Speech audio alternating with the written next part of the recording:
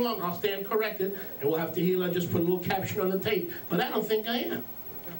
One guy is dead, the other guy is not born. What's the connection? It's a spiritual connection. Not a pagan connection, a spiritual connection.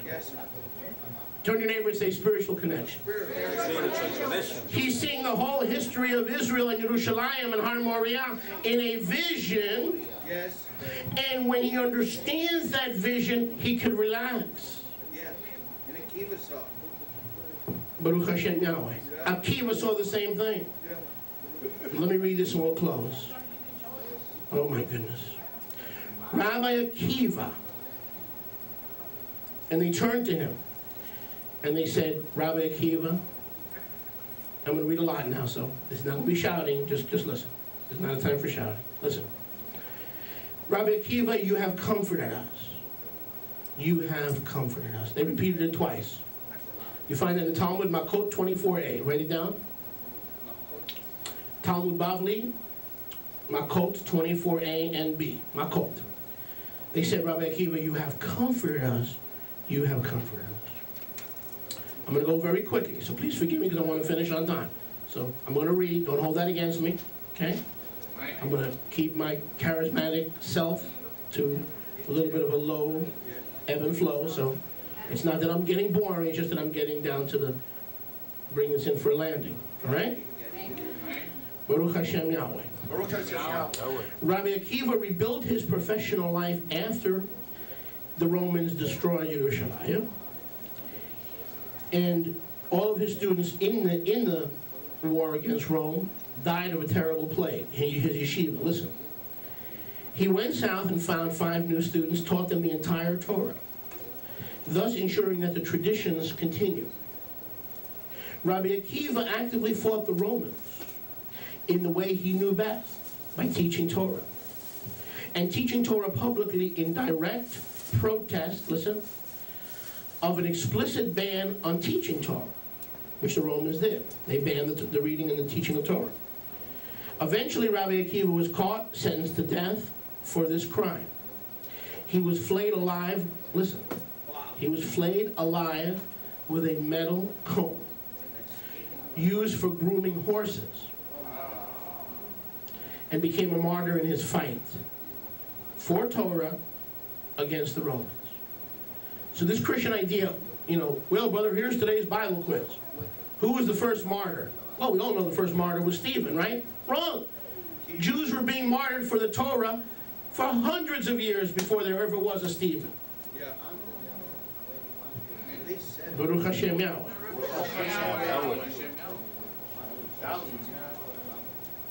So how could Rabbi Akiva laugh when the rabbis came close to Jerusalem, witnessed firsthand, the degradation of the temple and the people? How could he laugh?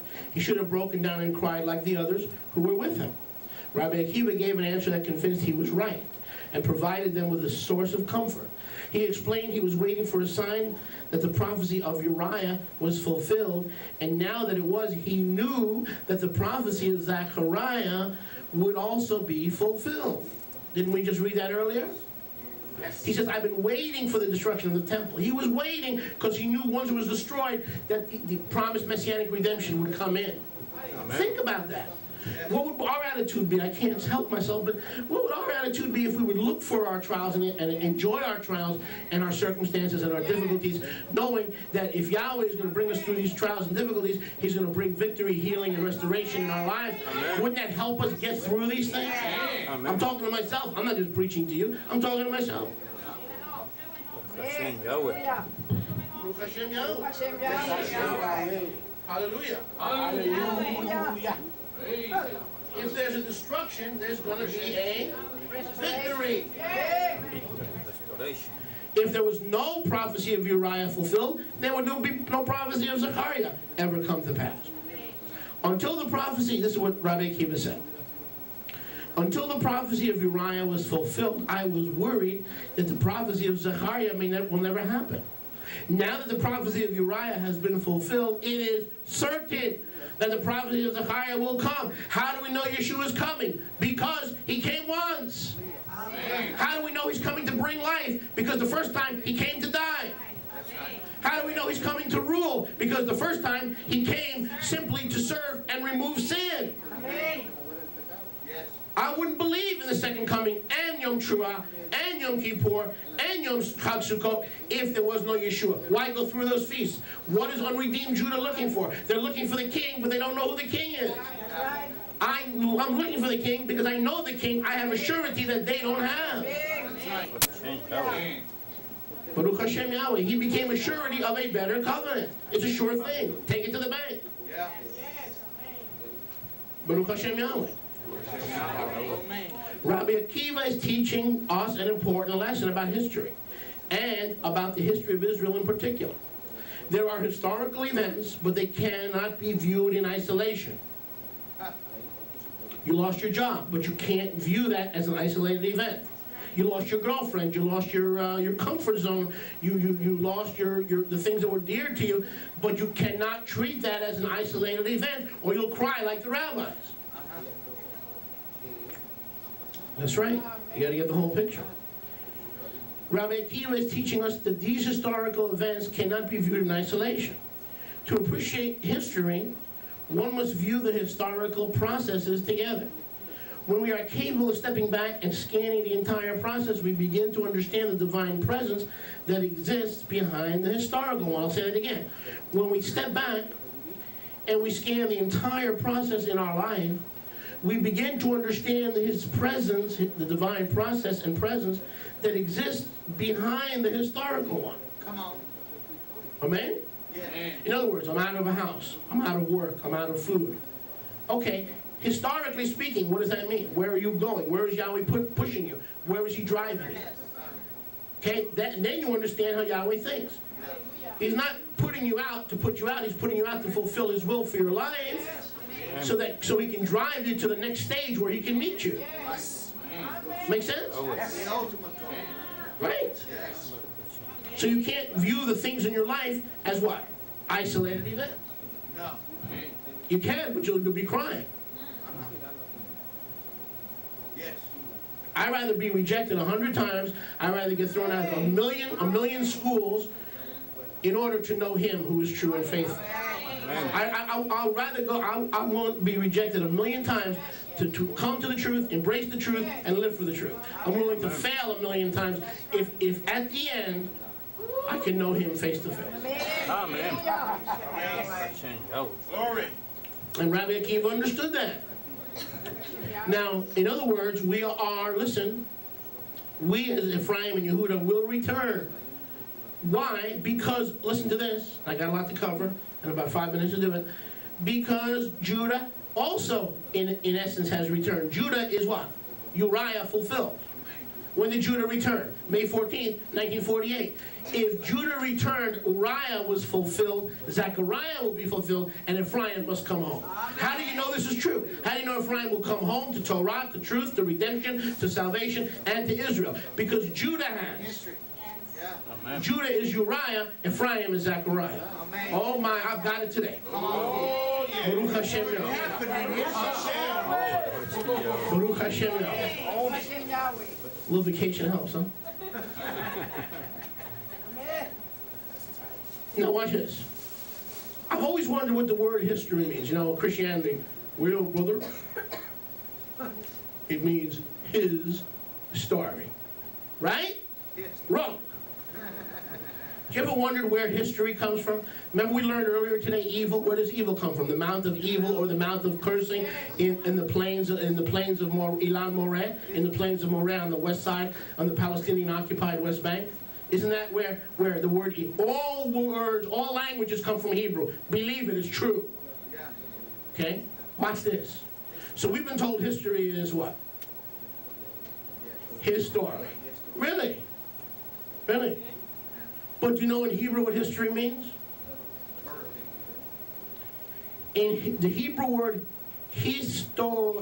historia or historia comes from the composite cognate Hebrew word esteria, write it down, H-E-S-T-E-R, Yah, which means the covering of Yah.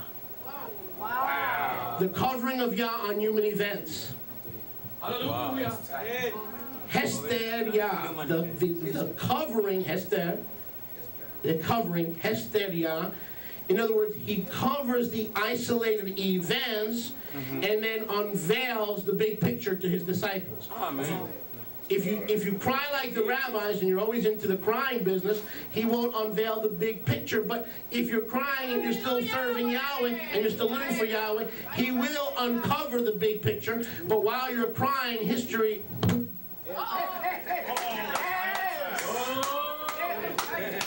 While you're crying, history is unfolding.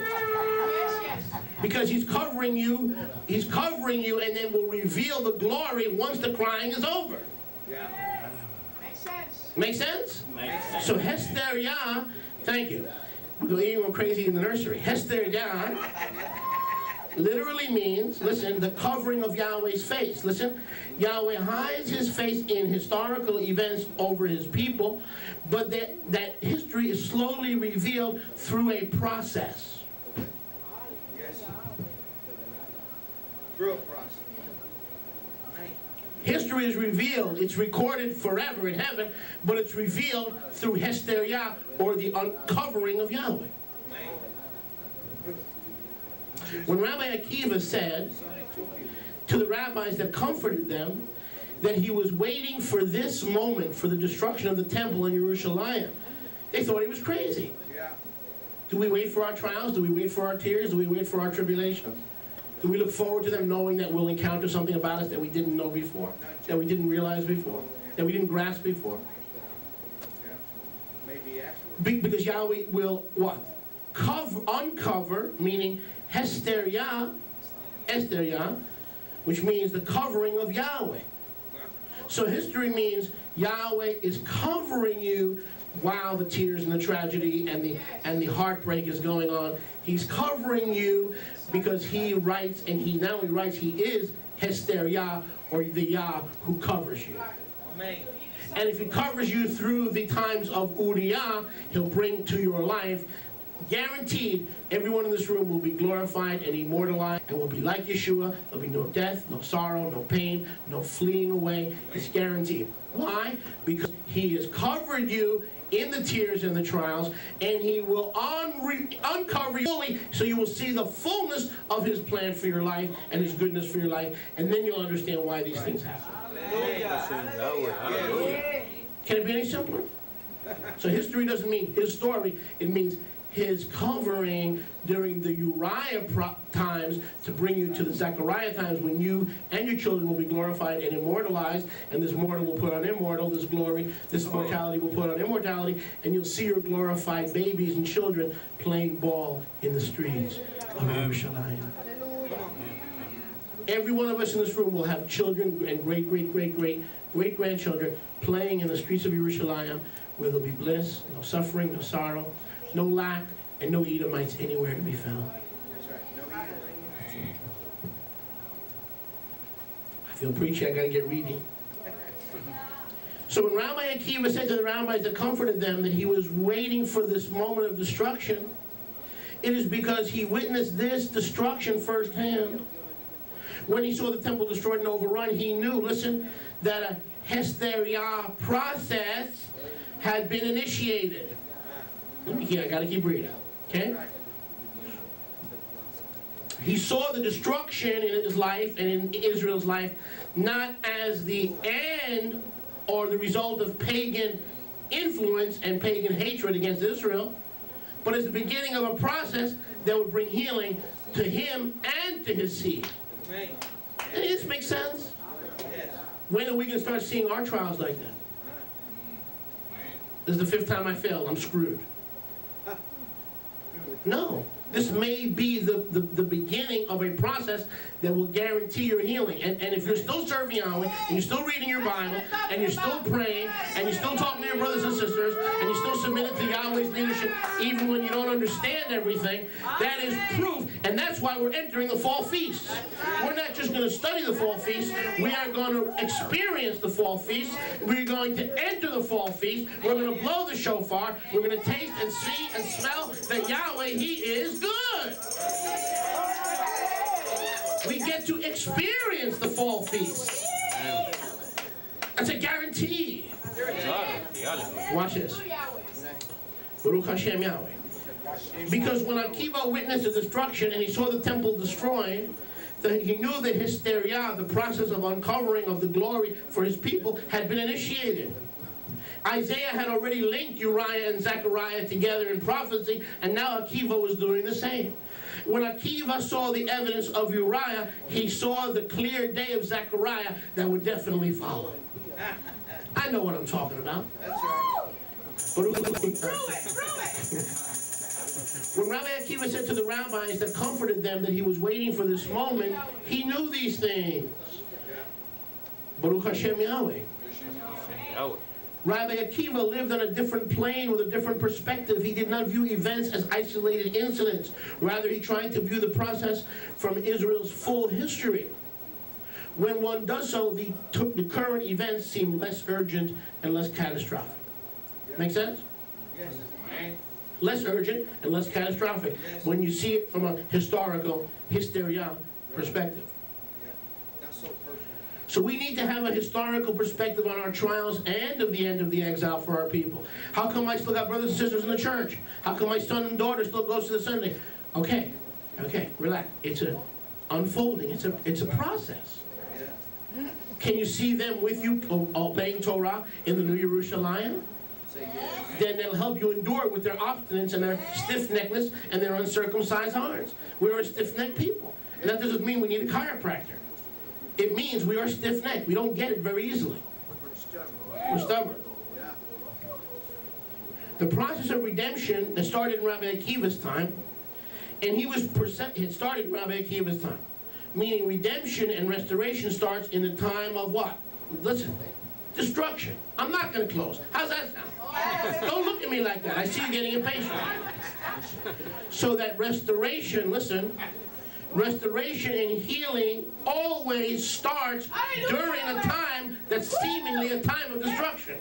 Because Yahweh is destroyed. Yahweh said, whoever the stone falls upon, it will grind him to powder. But whoever falls upon the stone, he will be cast away.